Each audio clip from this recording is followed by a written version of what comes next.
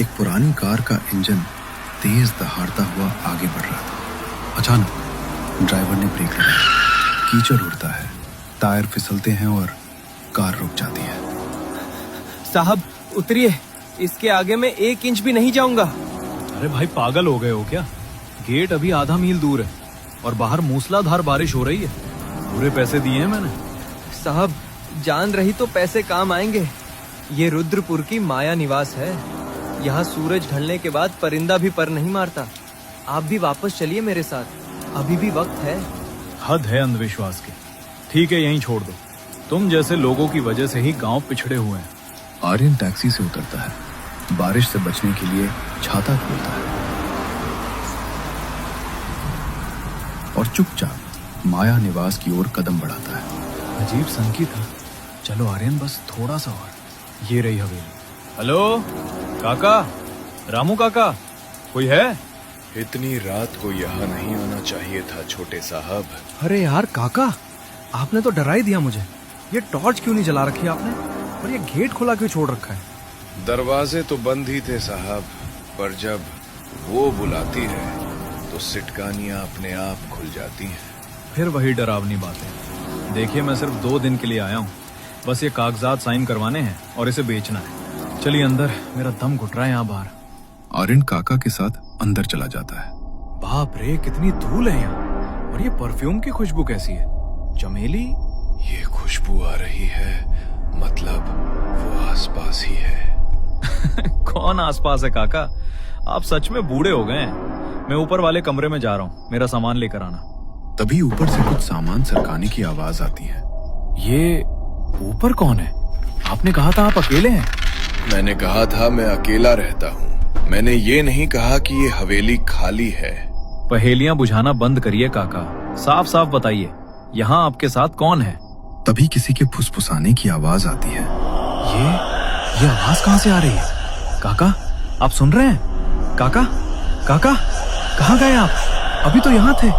तभी पुरानी लकड़ी की सीढ़ियों पे चरमराहट की आवाज आई, जैसे कोई ऊपर से नीचे की तरफ आ रही है। आर्यन ने पीछे देखा तो काका उसके पीछे ही खड़े थे। काका कहाँ चले गए थे? लाइट का स्विच भी नहीं दिख रहा और ये मोमबत्ती भी बुझने वाली है। बिजली तो कब की कट चुकी है साहब। इस घर को उजाला पसंद नहीं। क्या बकवास है। अच्छा छोड़िए, मुझे बस वो पुराने कागजात ढूंढने हैं। वो कौन सा कमरा है जहाँ दादाजी अपनी फाइलें रखते थे? तभी अचानक से वो भारी अलमारी के अपने आप खिसकने की आवाज आती है। अरे ये क्या था? काका आपने धक्का दिया? आपने सरकाया उसे?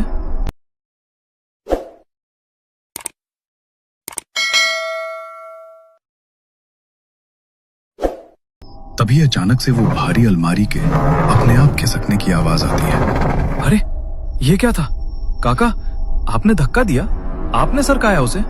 मैं तो आपके पीछे खड़ा हूँ साहब। अलमारी के पास कोई नहीं है।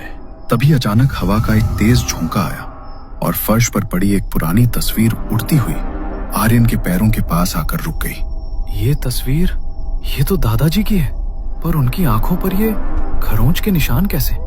ऐसा लग रहा है जैसे किसी ने नाखूनों से उनकी आंखें फाड़ दी हो। आर्यन के हाथ कांपने लगे थे। तभी दीवार पर टंगी एक पुरानी घड़ी जो सालों से बंद पड़ी थी, अचानक तेज आवाज में चलने लगी। उसकी पेंडुलम की आवाज पूरे हॉल में गूंजने लगी। ये घड़ी, ये तो बंद थी, अचानक से इतने फास्ट कैसे चलने लगी? काका यहाँ कुछ बहुत गलत हो रहा है। मुझे तुरंत यहाँ से निकलना होगा। आर्यन तेज कदमों से मुख्य दरवाजे तक पहुंचा और पूरी ताकत से उसे खींचा, लेकिन दरवाजा टस से मस नहीं हुआ। ये खुल क्यों नहीं रहा? काका कुंडी तो खुली है, धक्का लगाइए। आप कितनी भी कोशिश कर लीजिए साहब, पर यह दरवाजा नहीं खुलेगा। जब उसकी इच्छा होगी तभी रास्ता मिलेगा। उसने हमें अंदर रोक लिया है। अचानक ऊपर लटकता झूमर कांप उठा। उसके सारे शीशे एक साथ खनखनाने लगे, जैसे कोई अनदेखी शक्ति उन्हें बेरहमी से हिला रही थी। ऊपर कोई है? सुनो, कौन हो तुम? सामने आओ। आर्यन जैसे ही सीढ़ियों के बीच पहुंचा, ऊपर रखा भारी पीतल का गुलदस्ता अचानक उसकी ओर झपट पड़ा। उसकी रफ्तार इतनी तेज थी कि साफ लग रहा था जैसे किसी ने जानबूझकर उसे आर्यन की तरफ फेंका हो। हाँ, शिट! बाहर बाहर बचा। काका, ये सब इत्तेफाक नहीं है। कोई हमें मारना चाहता है। ये कोई इत्तेफाक नहीं है साहब, ये इंतकाम है। उस कमरे का दरवाजा देखिए, वो खुद खुल गया है। वही कमरा जहां आपके परदादा ने उसे आखिरी बार देखा था। उसके बाद किसी ने उसे फिर कभी नहीं देखा। आप क्या बोल रहे हैं? मुझे कुछ समझ नहीं आ रहा। और ये दरवाजा अपने आप कैसे खुल गया? जवाब का इंतजार किए बिना आर्यन की नजर फर्श पर बिखरे कागजों और पुरानी फाइलों पर चली गई। वो झुककर उन्हें पलटने लगा। ये तो वही फाइलें हैं जो मैं ढूंढ रहा था। काका, आपने तो बताया था कि ये कागजात अलमारी में है, तो ये कमरे के बीचों बीच कैसे आ गई? आर्यन उस अंधेरे कमरे की ओर खिंचा चला जाता है और तभी पीछे से दरवाजा इतनी जोर से बंद होता है कि पूरी हवेली उस आवाज से हिल जाती है। उस बंद कमरे में घुटन भरा सन्नाटा फैल गया था। आर्यन की सांसें तेज हो गई थीं और लकड़ी पर नाखून मारने जैसी आवाजें आ रही थीं। काका, दरवाजा खोलिए। बाहर से कुंडी किसने लगाई? काका, जवाब दीजिए। कमरे के भीतर की हवा अचानक बर्फ जैसी ठंडी हो गई। आर्यन ने कांपते हाथों से जेब से लाइटर निकाला और उसे जलाया। छोटी सी कांपती लौ अंधेरे को चीरती हुई आगे बढ़ी और उसी रोशनी में जो नजारा उसके सामने आया, उसे देखते ही आर्यन का खून जैसे रगों में ही जम गया। ये दीवारें? आर्यन की आवाज गले में अटक गई। इन पर ये क्या लिखा है? मेरा खून, मेरा बदला। वो एक कदम पीछे हट गया। उसकी नजर नीचे फर्श पर गई। और ये लाल रंग, ये तो ताजा खून है। और उसी वक्त जोर जोर से एक औरत के रोने की आवाज आने लगी, जो दीवारों से टकराकर पूरे कमरे में फैल गई। कौन? कोई है? जैसे ही लाइटर की रोशनी कमरे के एक कोने में पड़ी, वहां एक पुरानी लकड़ी की कुर्सी अपने आप हिल रही थी। लेकिन तभी एक जोर की आवाज के साथ दरवाजा खुल गया। बाहर रामू काका थे। रामू काका जैसे ही अंदर आए, कुर्सी का हिलना बंद हो गया। काका, आप? ये क्या हो रहा है? मुझे कुछ समझ नहीं आ रहा। प्लीज मुझे यहाँ से बाहर निकालो। छोटे साहब, देर मत करो, जल्दी निकलो यहाँ से। मैं तुम्हें सब समझा दूंगा। हवेली के गलियारों में आर्यन और काका के भागते कदमों की तेज आवाजें गूंज उठी और उन्हीं के पीछे पीछे माया पिशाचनी की खौफनाक हंसी पूरे हवेली में फैलती जा रही थी। इधर आइए साहब, इस दीवार के पीछे एक गुप्त रास्ता है। जल्दी कीजिए, वो आ रही है। आर्यन अंधेरे में हाथ मारते हुए उस गुप्त रास्ते की ओर बढ़ता है। वो एक तंग और संकरी सुरंग जैसी जगह में पहुंच जाता है, जहां सड़ी हुई कंध और नमी थी। ओह, यहाँ कितनी बदबू है। काका, आप कहाँ हैं? हाथ बढ़ाइए, मुझे कुछ दिख नहीं रहा। तभी एक माचिस की तीली जलती है और हल्की पीली रोशनी फैलती है। माचिस की रोशनी में आर्यन देखता है कि उस सुरंग की दीवारों पर हजारों इंसानी खोपड़ियां चुनवाई गई हैं। अरे बाप रे बाप, ये क्या है काका? अभी सवाल मत पूछो, मैं सब बता दूंगा। पहले यहाँ से निकलो। वहां से किसी तरह निकलने के बाद आखिरकार वो दोनों हवेली के पीछे बने उस छोटे से मंदिर में पहुंच जाते हैं, जहां माया का साया नहीं आ सकता था। थोड़ी देर की खामोशी के बाद रामू काका ने माया की कहानी बयान करना शुरू किया। पुरानी रेडियो ट्यूनिंग की आवाज आ रही थी। बैकग्राउंड में 80 के दशक का एक मधुर संगीत बज रहा था। ये उन दिनों की बात है जब रुद्रपुर की इस हवेली में रौनक हुआ करती थी। आर्यन के दादाजी ठाकुर गजेंद्र सिंह अपनी पत्नी और परिवार के साथ यहाँ शान से रहते थे। जवाब दीजिए। कमरे के भीतर की हवा अचानक बर्फ जैसी ठंडी हो गई। आर्यन ने कांपते हाथों से जेब से लाइटर निकाला और उसे जलाया। छोटी सी कांपती लौ अंधेरे को चीरती हुई आगे बढ़ी और उसी रोशनी में जो नजारा उसके सामने आया, उसे देखते ही आर्यन का खून जैसे रगों में ही जम गया। ये दीवारें? आर्यन की आवाज गले में अटक गई। इन पर ये क्या लिखा है? मेरा खून, मेरा बदला। वो एक कदम पीछे हट गया। उसकी नजर नीचे फर्श पर गई। और ये लाल रंग, ये तो ताजा खून है। और उसी वक्त जोर जोर से एक औरत के रोने की आवाज आने लगी, जो दीवारों से टकराकर पूरे कमरे में फैल गई। कौन? कोई है? जैसे ही लाइटर की रोशनी कमरे के एक कोने में पड़ी, वहां एक पुरानी लकड़ी की कुर्सी अपने आप हिल रही थी। लेकिन तभी एक जोर की आवाज के साथ दरवाजा खुल गया। बाहर रामू काका थे। रामू काका जैसे ही अंदर आए, कुर्सी का हिलना बंद हो गया। काका, आप? ये क्या हो रहा है? मुझे कुछ समझ नहीं आ रहा। प्लीज मुझे यहाँ से बाहर निकालो। छोटे साहब, देर मत करो, जल्दी निकलो यहाँ से। मैं तुम्हें सब समझा दूंगा।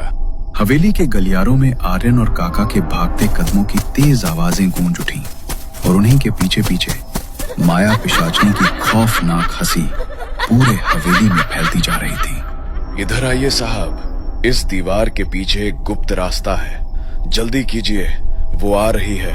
आर्यन अंधेरे में हाथ मारते हुए उस गुप्त रास्ते की ओर बढ़ता है।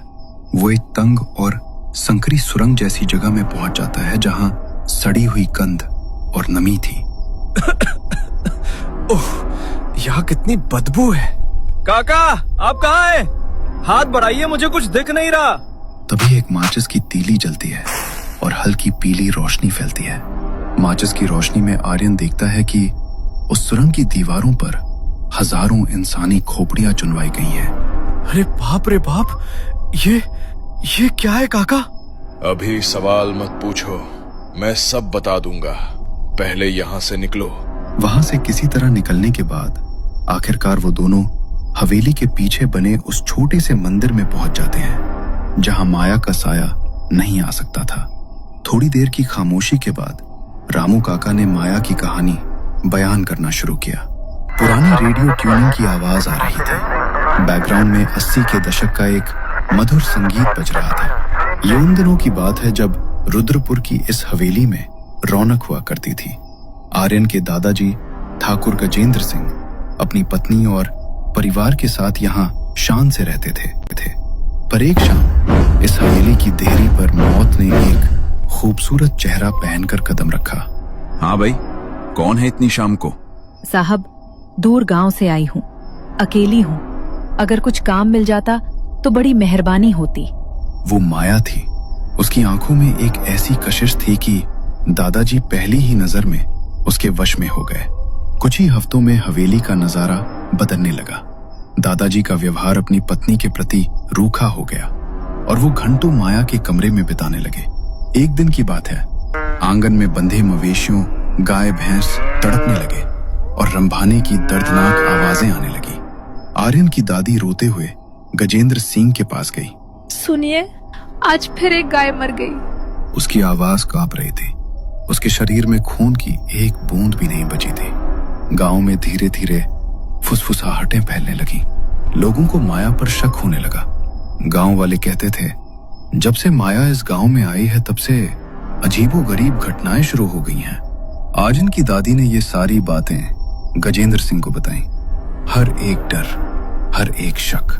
लेकिन गजेंद्र सिंह माया के प्रेम जाल में इतने गहरे फंस चुके थे कि उन्हें कुछ भी साफ दिखाई नहीं दे रहा था। सच उनके सामने था, लेकिन उनकी आंखों पर मोह की ऐसी पट्टी बंधी थी जिसे कोई डर, कोई मौत भी हटा नहीं पा रही थी। बस एक शब्द और नहीं। माया इस घर की अब सिर्फ नौकरानी नहीं है, तुम अपनी हद में रहो। माया ने दादाजी को पूरी तरह अपने सम्मोहन में जकड़ लिया था। अब हवेली की बागडोर गजेंद्र सिंह के हाथ में नहीं, बल्कि माया पिशाचनी के कब्जे में जा चुकी थी। आर्यन की दादी समझ ही नहीं पा रही थी कि अपने पति गजेंद्र सिंह को कैसे समझाए। गांव वालों के बीच डर और चर्चा बढ़ने लगी। आखिरकार उन्हीं के सुझाव पर एक दिन दादी एक तांत्रिक बाबा के पास पहुंची और उन्हें पूरी घटना विस्तार से बता दी।